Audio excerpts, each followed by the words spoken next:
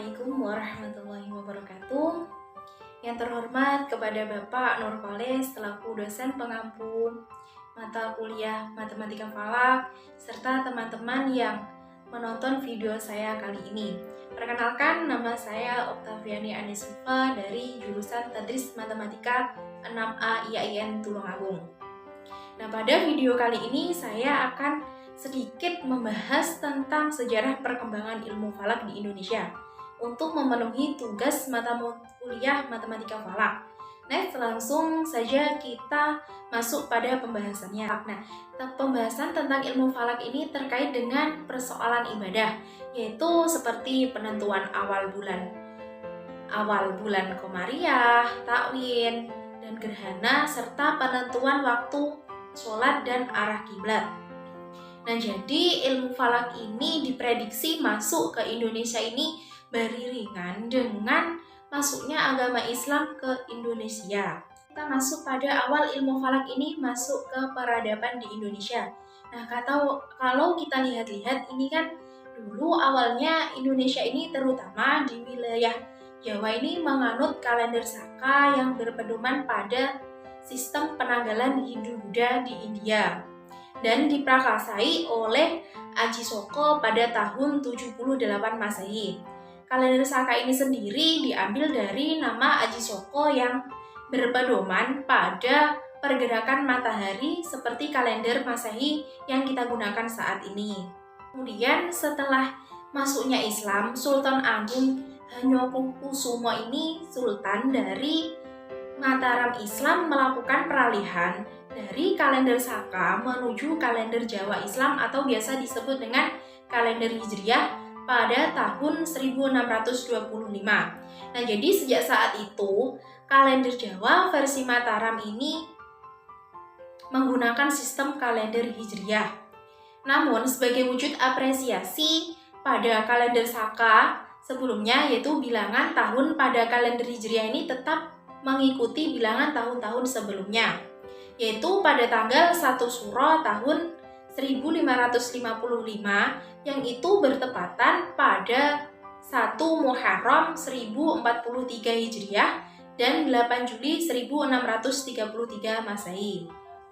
Kalau kita perhatikan, tahun 1 Muharram 1043 Hijriah itu tidak sama dengan tanggal 1 Suro tahun 1555.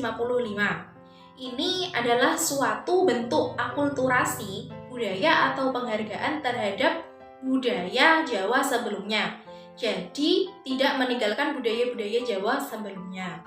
Dan pada saat kolonialisme Portugis, Belanda, dan Jepang itu berkembang perkembangan kalender Islam atau Hijriah itu tidak mengalami perkembangan yang cukup signifikan atau bisa dikatakan stagnan.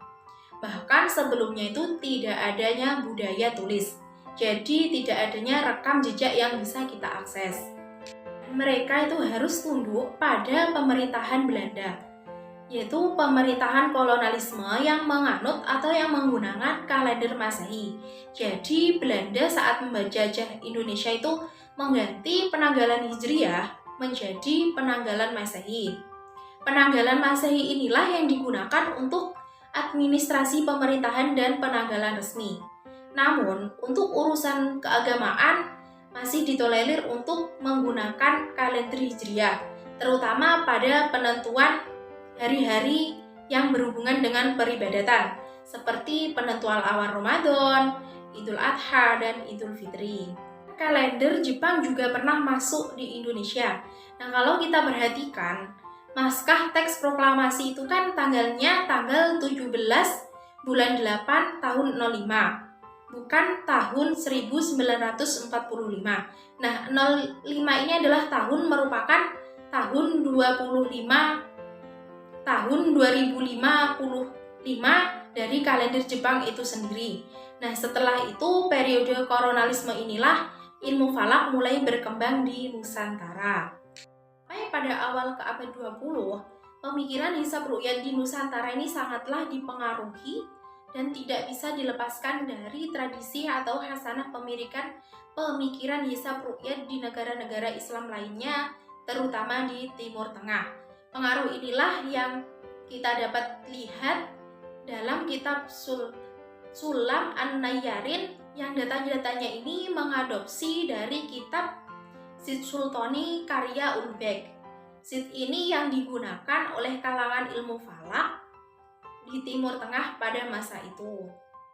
Jadi itu tadi adalah sedikit pembahasan tentang sejarah perkembangan ilmu falak di Indonesia.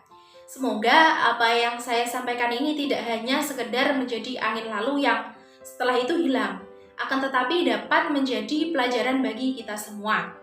Saya mohon maaf apabila ada kekurangan baik itu dari segi penyampaian materi maupun yang lainnya.